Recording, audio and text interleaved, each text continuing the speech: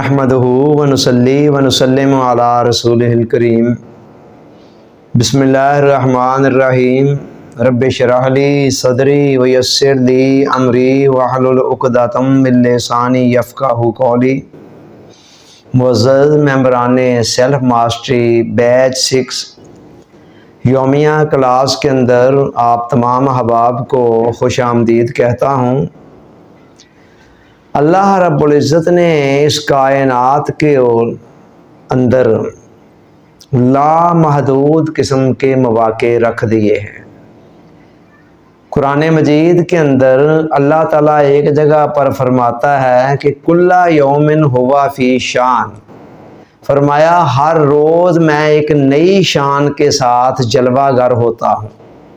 چنانچہ جس طرح وہ ذات لامحدود ہے اسی طرح اس کی شانیں بھی لامحدود ہیں، اور اسی طرح اس کی بنائی ہوئی کائنات بھی لامحدود ہے، اور اس کائنات کے اندر آگے بڑھنے، ترقی کرنے، عروج اور کمال کو پانے کے حوالے سے مواقع بھی لامحدود ہیں۔ جب تک انسان کی زندگی برقرار رہتی ہے بہت سارے مواقع آتے جاتے رہتے ہیں۔ جب تک انسان کی سانسیں چلتی رہتی ہیں، جسم اور جان کا رشتہ برقرار رہتا ہے، تب تک انسان کے لیے آگے بڑھنے، ترقی کرنے، عروج اور کمال کو پانے کے لیے بے شمار مواقع اسے میسر رہتے ہیں۔ انہی مواقع میں سے ایک بہت بڑا موقع وہ ہے جو اس وقت آپ سے چند قدم کے فاصلے پر کھڑا ہے، آپ کے دروازے پر دستک دے رہا ہے، اور بس چند ہی قدموں کا فاصلہ اس کا رہ گیا ہے۔ اس موقع کا نام ہے سیلف ماسٹری کورس بیچ 6۔ یہ اتنا بڑا موقع ہے جو آپ کو پرسنل ڈیولپمنٹ کا موقع فراہم کرتا ہے۔ وہ پرسنل ڈیولپمنٹ جس کے لیے ہمارے خالق اور مالک نے ہمیں دنیا کے اندر بھیجا تھا۔ اللہ تعالیٰ نے دنیا کے اندر ہمیں کس لیے بھیجا تھا؟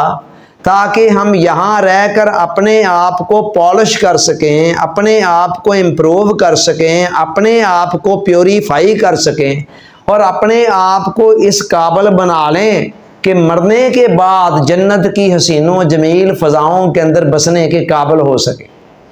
زندگی کا اصل مقصد تو یہ تھا۔ یہ کھانا، پینا، رکھنا، ڈکنا، کمانا، دیگر معاملات، یہ سارے کے سارے تو زندگی کے لوازمات تھے۔ اصل مقصد تو یہ تھا کہ ہم اپنی پرسنالٹی کو اتنا پیوریفائی کر لیں کہ وہ جنت کی حسین و جمیل فضاؤں کے اندر بسنے کے قابل ہو سکے۔ وہ جو اصل کام تھا وہی ہمیں بھول گیا، اور اس کی کئی وجوہات ہیں، بہت ساری بے شمار رکاوٹیں ہیں، الجھنیں ہیں، پریشانیاں ہیں، ٹینشنیں ہیں ہمارے راستے کے اندر۔ کئی قسم کے نفسیاتی امراض ہیں، جسمانی امراض ہیں، ڈپریشن، ٹینشن، انگزائٹی، سٹریس، وہن، وسوسے، اور اس کے علاوہ پتہ نہیں کتنی رکاوٹیں ہیں۔ بہت ساری رکاوٹیں انٹرنل ہیں اور کئی رکاوٹیں ایکسٹرنل ہیں۔ تو یہ ساری چیزیں وہ ہیں جو بار بار ہمیں ٹریک سے ہٹا دیتی ہیں اور ہمیں ڈی ٹریک کر دیتی ہیں۔ تو یہ جو پرسنالٹی ڈیولپمنٹ کا موقع ہے، میں نے بتایا کہ اس وقت یہ موقع آپ سے چند قدم کے فاصلے پر ہے۔ اب ذرا غور کریں نا کہ آج 29 اپریل ہو گئی ہے اور یہ تقریباً ختم ہونے والی ہے۔ رات کے وقت میں ہم یہاں بیٹھے ہیں، کل کا دن ہے، اور پرسوں صبح کے آغاز سے 1 منتھ کا وہ پیریڈ شروع ہو جانا ہے، جو ایک طرف تو آپ کی پچھلی زندگی کے تمام کمیوں کا مداوع کر سکتا ہے اگر آپ اسے طریقے اور سلیقے سے استعمال کر دیں، اور دوسری طرف آئندہ کے حوالے سے ایک نئی اور خوشگوار زندگی کا نقطہ آغاز بن سکتا ہے۔ ایک ایسی زندگی کا نقطہ آغاز بن سکتا ہے کہ جہاں آپ کو جنت کے اندر رہنے کے لیے مرنے کا انتظار نہ کرنا پڑے، بلکہ دنیاوی زندگی ہی آپ کے لیے ایک جنت کا نمونہ بن چکی ہو۔ جیسا کہ مولانا روم نے فرمایا کہ اگر عالم سراسر خار باشد، دل عاشق گل و گلزار باشد، کہتے ہیں اگر ساری دنیا کانٹوں سے بھی بھر جائے اتنے کانٹے ہو جائیں کہ انسان کے لیے پاؤں رکھنے کے لیے جگہ نہ بچے، عاشقوں کے دل پھر بھی پھولوں کی طرح کھلے ہوتے ہیں۔ ان کی اندر کی دنیا کے اندر سکون ہوتا ہے، قرار ہوتا ہے، اطمینان ہوتا ہے، کیف ہوتا ہے۔ تو لہٰذا یہ وہ موقع ہے جو اس وقت آپ کے پاس بالکل آپ کے دروازے پر دستک دے رہا ہے اور آپ اس کا حصہ بننے جا رہے ہیں۔ اگلی بات یہ ہے کہ مواقع سے فائدہ اٹھانے کے لیے کچھ لازمی شرط ہوتی ہے، ایک لازمی قیمت ہوتی ہے جو پے کرنا ہوتی ہے، اور اس لازمی قیمت کا نام ہے کہ ایک مصمم ارادہ، جسے کمٹمنٹ کہا جاتا ہے۔ ایک ایسی کمٹمنٹ، ایک ایسا ارادہ جس کے متعلق حضرت بابا جی صوفی برکت علی صاحب رحمۃ اللہ علیہ فرماتے ہیں کہ بندہ مومن کا ارادہ اللہ کی تقدیر ہوا کرتا ہے، اپنے راستے میں آنے والی ہر رکاوٹ کو ہٹاتا چلا جاتا ہے۔ اللہ تعالیٰ نے انسانی ارادے کے اندر اتنی طاقت اور قوت رکھی ہوئی ہے کہ جب یہ ارادہ ایک مرتبہ قائم ہو جاتا ہے تو پھر کائنات کی کوئی شے ایسی نہیں ہے جو بندہ مومن کے ارادے کے راستے میں حائل ہو سکے۔ ایک ہے کسی چیز کو پانے کی مریل سی خواہش، مریل سی خواہش، میں یہ بن جاؤں، میں وہ ہو جاؤں، میں ایسے کر لوں، میں ویسے کر لوں، میں وہاں پہنچ جاؤں، مجھے یہ مل جائے وہ مل جائے۔ تو اس طرح کی مریل سی خواہشیں تو ہزار ہیں، ہزار خواہشیں ہیں جو ہر وقت ہمارے دل و دماغ کے اندر مچلتی رہتی ہیں۔ بقول غالب کے ہزاروں خواہشیں ایسی کہ ہر خواہش پہ دم نکلے، بہت نکلے میرے ارمان لیکن پھر بھی کم نکلے۔ یہ جو مریل سی خواہش ہے نا، یہ انسانی زندگی کے اندر کوئی بڑا نتیجہ پیدا نہیں کر سکتی، بڑا نتیجہ پیدا نہیں کر سکتی۔ آپ دیکھیں اس طرح کی کتنی خواہشیں ہیں جو بچپن سے لے کر آج تک ہم نے پال رکھی ہیں، ہم یہ بن جائیں، ہم وہ بن جائیں، ہم یہاں پہنچ جائیں، وہاں پہنچ جائیں۔ تو آج تک ان خواہشوں کے نتیجے میں ہم کہاں تک پہنچے ہیں؟ کہیں بھی نہیں۔ اس مریل سی خواہش کے مقابلے میں ایک اور خواہش ہوتی ہے جس کو کہتے ہیں برننگ ڈیزائر، برننگ جلا دینے والی ڈیزائر، خواہش، وہ خواہش جو ہر چیز کو راکھ کی طرح جلا کر رکھ دے۔ یہ جو برننگ ڈیزائر ہوتی ہے نا، یہ ہوتی ہے جو انسان کو منزل مقصود تک پہنچاتی ہے، اور اسی خواہش کا دوسرا نام ہے مصمم ارادہ، برننگ ڈیزائر۔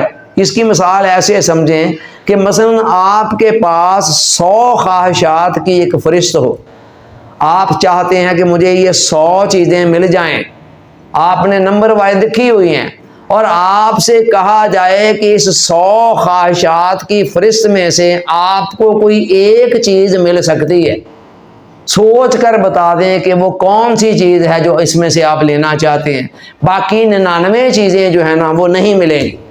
اور آپ اس فہرست پر نظر ڈال کر جس ایک خواہش کی خاطر اپنی بقیہ 99 خواہش کو چھوڑنے پر تیار ہو جائیں، اس کو برننگ ڈیزائر کہتے ہیں، اس کو برننگ ڈیزائر کہتے ہیں۔ اور اسی کا دوسرا نام مصمم ارادہ ہے، اسی کا نام کمٹمنٹ ہے، جس کے لیے پھر آپ ہر طرح کی قربانی دینے کے لیے تیار ہو جاتے ہیں۔ حجاج بن یوسف، ان کا نام آپ نے سنا ہوگا، ایک بڑا سخت گیر حکمران تھا، وہی محمد بن قاسم کا چچا۔ تو وہ جناب اپنے زمانہ اقتدار میں، یا جب وہ گورنر تھا یا حکمران تھا، ایک دفعہ کعبے کا طواف کرنے کے لیے چلتا ہے۔ جب اس نے کعبے کا طواف شروع کیا نا، تو اس نے دیکھا راستے کے اندر ایک نبینا بیٹھا ہوا ہے کعبہ کے سامنے، اور وہ اللہ تعالیٰ سے دعا کر رہا ہے کہ یا اللہ مجھے آنکھیں دے دے۔ حجاج بن یوسف نے اپنے دائیں بائیں لوگوں سے پوچھا کہ یہ کب سے آنکھیں مانگ رہا ہے؟ کہتے جی یہ کافی عرصہ سے ادھر ہی بیٹھا رہتا ہے اور اکثر و بیشتر یہی دعا کرتا ہوا سنائی دیتا ہے کہ یا اللہ مجھے آنکھیں دے دے۔ اب اس نے کیا کیا، حجاج بن یوسف نے اسے ایک ٹھوکر ماری پاؤں کی اور اسے کہا کہ میں حجاج بن یوسف ہوں۔ اب حجاج بن یوسف کا جو روب و دبدبہ تھا، جاہ و جلال تھا، ہر کوئی اس سے واقف تھا، پتا تھا کہ 1 منٹ نہیں لگاتا اور سر قلم کر دیتا ہے۔ وہ बेचारा लर्ज गया, डर गया, सहम गया। हज्जाज बिन यूसुफ ने कहा कि मैं तवाफ काबा का शुरू कर रहा हूँ और मेरे 7 चक्कर मुकम्मल होने से पहले पहले अगर तुम्हारी बिनाई वापस ना आई, तुम्हारा सर कलम करके रख दूंगा। अब क्या हुआ, अब उस बंदे को अपनी जान की पड़ गई। पहले तो सिर्फ आंखों का मसला था और एक रवायती अंदाज के अंदर बस एक रटी रटाई दुआ बेचारा कर रहा था। अब जब जान जाती हुई नजर आई तो गिड़गड़ा कर अल्लाह से कहने लगा कि या अल्लाह मेरी मदद फरमा, मुझे आंखें दे दे, मुझे बिनाई दे दे, वरना मेरी तो आज जान की खैर नहीं है। तो दिल से जो बात निकलती है असर रखती है, पर नहीं ताकते परवाज मगर रखती है। ये अलामा का गौशेर है। तो लिहाजा क्या हुआ, 7 चक्कर हज्जाज बिन यूसुफ के मुकम्मल हुए और उसकी बिनाई वापस आ चुकी थी। This is the burning desire. एक मिसाल इसकी और सुन लें। सुकरात यूनान का बहुत बड़ा फिलासफर था, आज तक दुनिया उसको मानती है, जानती है, फलसफी था। तो सुकरात के पास एक यंग मैन आता है और आकर कहता है कि मैं वो इल्म, वो हिकमत, वो दनाई, वो विजडम सीखनी चाहता हूँ जो आपके पास है, तो मुझे वो सिखा दीजिए। सुकरात ने कहा अच्छा सिखा देंगे, सिखा देंगे। और फिर सुकरात ने बातों बातों में कहा आओ ज़रा टहलते हुए दरिया के किनारे चलते हैं। वो चल पड़ा। जब दरिया के किनारे गए तो दरिया के किनारे पर खड़े होकर सुकरात ने कहा ज़रा नीचे पानी की तरफ देखो। उसने पानी की तरफ देखा। अब उसको कुछ नहीं पता था कि मेरे साथ ये क्या करने लगा है। सुकरात ज़रा जान वाला था, उसने यकलख्त उसको गर्दन से पकड़कर नीचे दबाया। अब चूंकि बेध्यानी के अंदर उसके साथ ये सब कुछ हुआ तो अचानक ही उसका सर जो है वो पानी के अंदर गोते खाने लगा। 2-4 गोते खाए उसने। सुकरात ने थोड़ा सा उसे रिलीज किया, छोड़ा। जैसे ही उसने सर बाहर निकाला, अचानक सुकरात ने दोबारा उसे उसी तरह फिर डुबो दिया। फिर 2-4 गोते खाने के बाद जब दोबारा उसका सर बाहर निकाला गया, थोड़ी देर के बाद सांस बहाल हुआ तो सुकरात ने पूछा कि मुझे ये बताओ कि जिस वक़्त तुम दरिया के अंदर गोते खा रहे थे उस वक़्त तुम्हारी सबसे शदीद ख्वाहिश क्या थी। उसने कहा जी उस वक़्त मेरी सबसे शदीद ख्वाहिश सिर्फ एक ही थी, और वो एक क्या थी कि मैं खुली फ़ज़ा के अंदर सांस ले सकूं आज़ादाना तौर पर।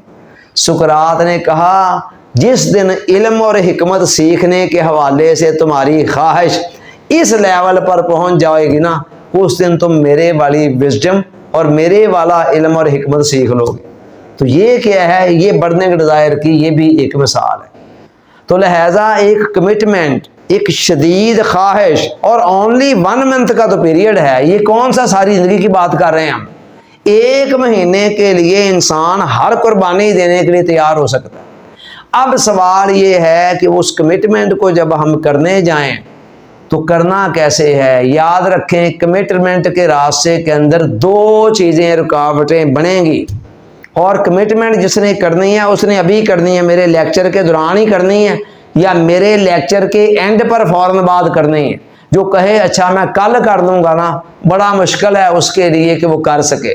मैं आपको सारी ऊंच नीच अभी समझा देता हूँ, और इंशाअल्लाह जिस जिसके मुकद्दरों में होगी ना वो कमिटमेंट, वो इंशाअल्लाह मेरे इस लेक्चर के दौरान में ही या एंड तक पहुँचते पहुँचते कर चुका होगा। कमिटमेंट के रास्ते के अंदर 2 चीज़ें रुकावट बनेगी। नंबर 1, जब आप सोचने लगेंगे, एक इरादा करने लगेंगे, तो अंदर से एक आवाज़ आ सकती है कि मुझसे तो नहीं हो सकेगा, या मैं अगर ना कर सका तो फिर क्या होगा। इस आवाज़ को कैसे खामोश करना है सुनिए। नंबर 1, अल्लामा इकबाल का शेर, खुदाए लम यजिल का दस्ते कुदरत तू ज़ुबां तू है, यकीन पैदा कर ए गाफिल कि मगलूब गुमा तू है। ए गाफिल इंसान, अपने मुकाम और मर्तबे से गाफिल इंसान, तेरे अंदर यकीन की कमी है जिसकी वजह पर तू अपने अंदर आने वाले गुमान के हाथों मगलूब हो रहा है। तुझे पता नहीं है खुदाए लम यजिल का, जिस खुदा को कोई ज़वाल ही नहीं है, उस खुदा का दस्ते कुदरत, उसकी कुदरत का तू हाथ है और तू उसकी ज़ुबान है। तेरे अंदर से बोल रहा है। यकीन पैदा कर ए गाफिल कि मगलूब गुमान तू है, तू क्यों अपने गुमान से मगलूब हुआ। नंबर 2, ला हौला वला कुव्वता इल्ला बिल्लाह, अल्लाह के सिवा ना कोई ताकत है ना कोई कुव्वत है। जब हर काम अल्लाह की ताकत और कुव्वत से ही होना है, फिर मुझे ये सोचने की क्या ज़रूरत है कि मुझसे तो नहीं हो सकेगा। भाई मैंने खुद थोड़ा करना है, करवाने वाले ने करवाना है। अल्लाह की मदद और नुसरत से होना, और अल्लाह की मदद नुसरत से क्या नहीं हो सकता है। नंबर 3, माइंड साइंस का ये असूल कि मुस्तकबिल के 80-85% खदशात बेबुनियाद होते हैं। याद करें आपने माजी के अंदर कितने खदशे थे, फलां काम मैं कैसे करूंगा, फलां कि मामला कैसे होगा, लेकिन बाद में वो हो ही गया। आज तक की जिंदगी के अंदर आपकी लाइफ में कितने मौके आए जब आप सोच रहे थे कल को उधर फलां जगह पे जाना है, मैं कैसे वो काम करूंगा, अगर मुझसे ना हुआ तो फिर क्या होगा, लेकिन जब आप गए तो वो काम आपसे हो ही गया। तो माइंड साइंस का ये असूल कि मुस्तकबिल के 80-85% खदशात बेबुनियाद होते हैं। नंबर 4, बर्नार्ड शॉ का कॉल, जिंदगी का सारा ड्रामा ज़हनी ड्रामा है। हर मुश्किल ज़हनी मुश्किल है, जितनी भी मुश्किलात हैं बस हमारे ज़हन ने क्रिएट कर रखी हैं। नंबर 5 और 6, NLP के 2 असूल। पहला असूल क्या है, हर वो काम जो किसी एक ने किया दूसरा भी कर सकता है। कोई भी काम, माकूल काम, इंसानी इम्कान के दायरे में जो हो वो अगर एक बंदा कर सकता है दूसरा भी कर सकता है। और दूसरा असूल इसका, हर वो काम जो किसी ने एक मर्तबा किया दूसरी मर्तबा भी कर सकता है। पहला असूल क्या था NLP का, हर वो काम जो किसी दूसरे शख्स ने एक मर्तबा किया है वो मैं भी कर सकता हूं। और दूसरा असूल क्या है, हर वो काम जो मैंने एक मर्तबा किया है वो मैं दूसरी मर्तबा भी कर सकता हूँ। अगर मैं एक मर्तबा उठकर फजर की नमाज पढ़ सकता हूँ तो फिर मैं दोबारा भी उठ सकता हूँ, दोबारा भी पढ़ सकता हूँ, वगैरह वगैरह। ये 6 चीज़ें याद रखें, ये उस सवाल का जवाब है जो आपके अंदर पैदा होना है। और इन 6 के ऊपर मुश्तमिल खुद एतमादी के नाम से मेरा पूरे 2 लेक्चर आधे आधे घंटे के नेट के ऊपर मौजूद हैं, वो आप ले सकते हैं। अगर आपने तफसील के साथ सुनना हो तो इन्हीं 6 असूलों के ऊपर मुश्तमिल सेल्फ कॉन्फिडेंस के नाम से मेरे 2 लेक्चर हैं आधे आधे घंटे के, पार्ट 1 और पार्ट 2 के तौर पर आप उसको भी सुन सकते हैं। तो फिलहाल यहाँ पर ये अगली बात यह है कि जब आपने एक मुसम्मम इरादा कर लिया तो दूसरी बात, अच्छा इसमें इरादे की राह में दूसरी रुकावट क्या आती है, अगर मैं गिर गया तो फिर क्या होगा, अगर मैं गिर गया तो फिर क्या होगा। इसका जवाब सुन लें। गिरते हैं शाह सवार ही मैदाने जंग में, वो तिफल क्या गिरेगा जो घुटनों के बल गिरे। वो मर्द ही गिरा करते हैं ना, जिसने मैदान में जाना है उसी ने गिरना है। वो छोटा बच्चा जो बेचारा चलना ही नहीं जानता उसने क्या गिरना है। तो लिहाजा गिरना कोई मसला नहीं है, जिंदगी मुसलसल इम्तहान है। यहाँ 10 मरतबा गिरने के बाद 11वीं मरतबा उठ जाने का नाम कामयाबी है। जितने लोगों ने भी कामयाबियां हासिल की ऐसे ही कामयाबियां हासिल की हैं। 10-10 मरतबा गिर कर 11वीं मरतबा उठ जाते रहे हैं लोग। और इसी तरह आपने, और ना गिरना कोई कमाल नहीं, कमाल ये है कि आप गिरकर उठ जाएं। राबिया बसरिया एक महफिल के अंदर बैठी हुई थी, बात हो रही थी कि अल्लाह की मोहब्बत में सच्चा कौन है। किसी ने कहा जी सच्चा वो है कि जो अल्लाह की खातर जान दे दे। किसी ने कहा जी सच्चा वो है जो ये कर दे वो कर दे अल्लाह की खातर। राबिया बसरिया से पूछा गया जी आपकी क्या राय है। कहते ये सारी डेफिनेशनें गलत हैं, ये जान एक मरतबा देकर बंदा मर गया बस ये मोहब्बत का इम्तहान हो गया। तो उन्होंने कहा फिर आपके नज़दीक क्या है मेयार। उन्होंने कहा अल्लाह की मोहब्बत के अंदर सच्चा वो है जो अल्लाह की राह में चलते हुए ठोकर खाए और ठोकर खाकर गिरे फिर उठकर चल पड़े, फिर 2 कदम चले और फिर ठोकर खाकर गिरे, फिर उठे اور پھر چل پڑے، اور ہر مرتبہ ٹھوکر کھانے کے بعد جب اٹھے تو ٹھوکر کھا کر گرنے اور اٹھنے کے اندر ایک نیا مزہ اور ایک نیا کیف محسوس کرے۔ انہوں نے کہا سچا وہ ہے، اور خدا کو بھی وہ بندہ بڑا ہی پیارا لگتا ہے جو سموتھلی چلتا چلا آ رہا، ٹھیک ہے وہ بھی اچھا ہے، لیکن جو بار بار گر کر بار بار اٹھ جاتا ہے، اللہ کو اس پر کوئی خاص ہی پیار آتا ہے۔ حضور علیہ السلام نے فرمایا تائب من الذنب کمن لا ذنب لہ، گناہوں سے توبہ کرنے والا اور بار بار توبہ کرنے والا ایسے ہے جیسے اس نے گناہ کیا ہی نہیں ہے۔ تو لہذا اہم بات یہ نہیں ہے کہ آپ سموتھلی چل رہے ہیں یا گر کر سنبھل رہے ہیں، اہم بات یہ ہے کہ بس آپ چل رہے ہیں۔ اللہ خیر۔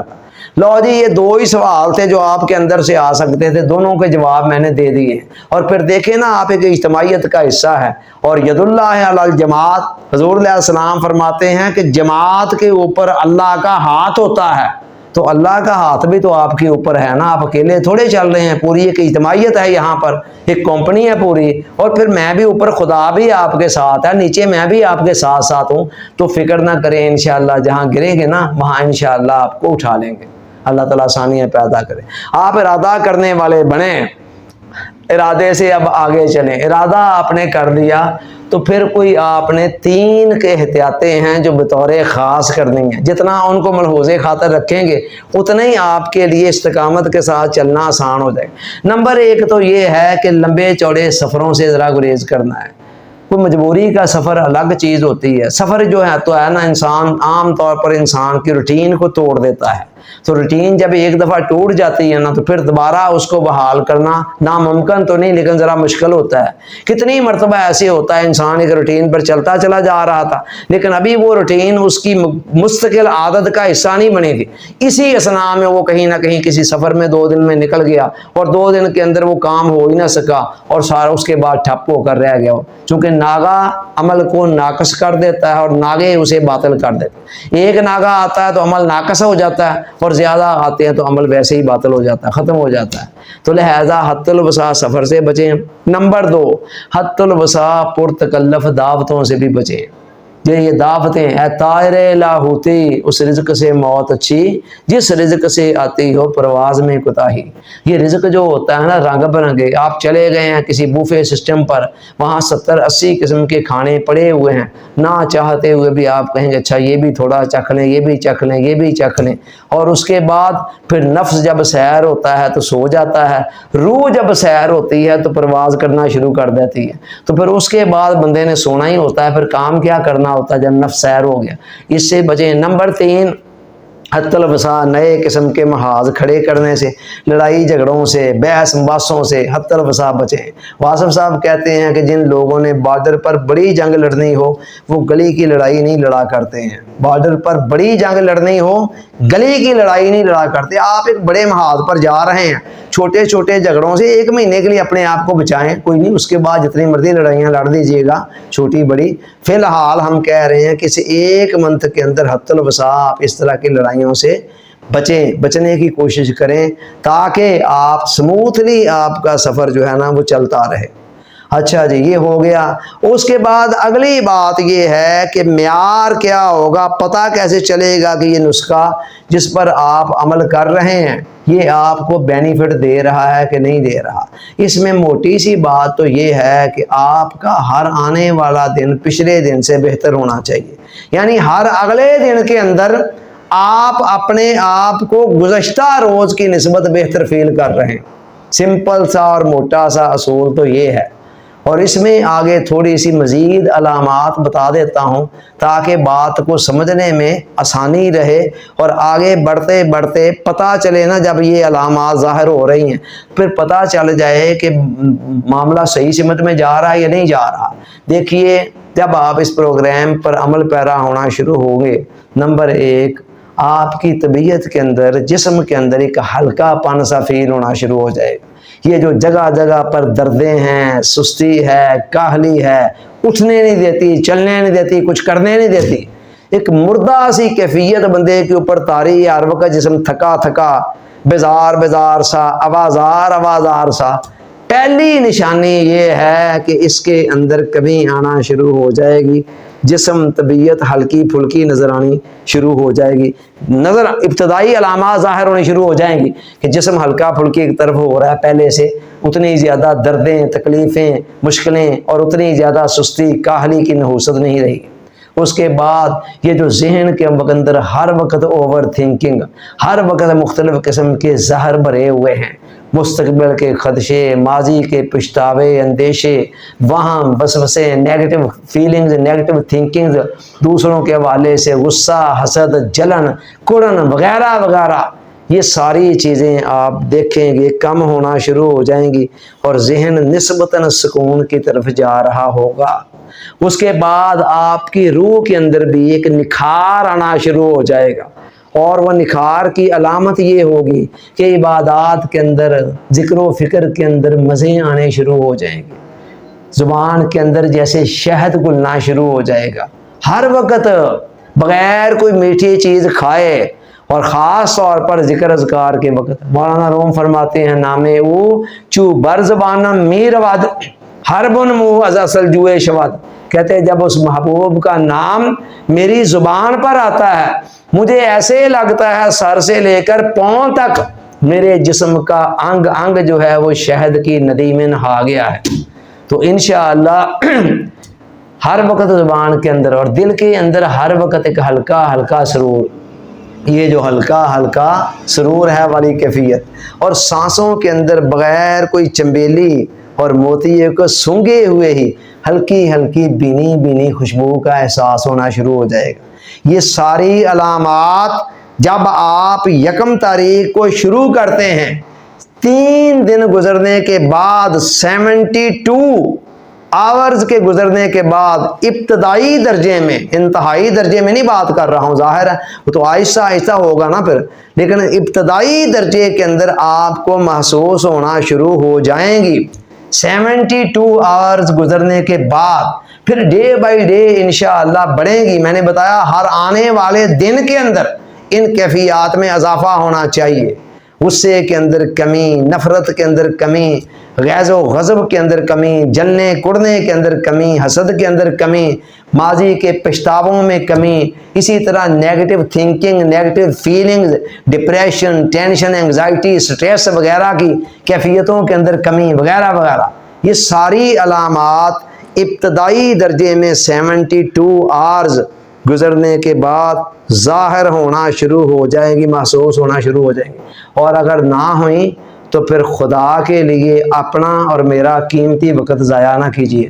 جیسے ایک ڈاکٹر سے نسخہ لیتے ہیں نا, دوائی لیتے ہیں, 2-4 دن آرام نہیں نہ آتا, چلے جاتے ہیں کسی دوسرے کی طرف, پھر کسی اور طبیب کو ڈھونڈ لیجئے گا, پھر یہ نسخہ آپ کے کارآمد نہیں ہے. اگر یہ ابتدائی علامات 3 دن گزرنے پر ظاہر ہونا نہیں شروع ہوتی, کیسے ممکن ہے کہ اتنی زبردست قسم کے نسخے ہیں, ایسی ایسی چیزیں ہیں, آپ خاموشی کو بھی اپنا رہے ہوں, اوور ٹاکنگ سے گریز کر رہے ہوں, کھانے کے پرہیز بھی اپنا رہے ہوں, مراقبہ شفا بھی کر رہے ہوں, مراقبہ دعا بھی کر رہے ہوں, مراقبہ اسم اللہ ذات بھی کر رہے ہوں, یوگا بھی کر رہے ہوں, اسی طرح آپ کوئی سانس کی مشقیں بھی کر رہے ہوں, اور اذکار مسنونہ بھی پڑھ رہے ہوں, صبح شام نماز پڑھ رہے ہوں, اور کوئی بھی اثر ظاہر نہ ہو رہا, میری عقل اس کو ماننے سے قاصر ہے.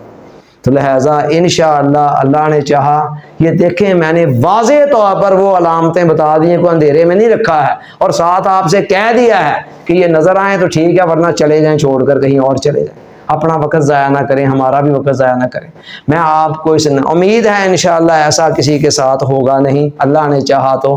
جتنا یقین آپ کو اس وقت رات کے رات ہونے کا ہے نا, اتنا ہی یقین مجھے اس نسخے کے آپ سب کے اوپر کارگر ہونے کا بھی ہے. اور اگر کہیں نہیں ہوا نا تو سمجھ لیں اس کی اپنی بندہ کہیں نہ کہیں کمی ظاہر کر رہا ہے. بہرحال اس نئے سفر کے, نئی زندگی کے نئے سفر کے آغاز پر آپ کو مبارکباد پیش کرتا ہوں, اور ساتھ انشاءاللہ آپ کے لیے دعا گو بھی ہوں کہ اللہ تعالیٰ آپ کا حامی و ناصر ہو, اور آپ کو ساتھ یہ بھی یقین دلاتا ہوں کہ انشاءاللہ میری دعائیں اور میری عملی رہنمائی آپ کے ساتھ ہوگی. اللہ تعالیٰ آپ سب کا حامی و ناصر ہو, آمین ثم آمین. Thank you very much.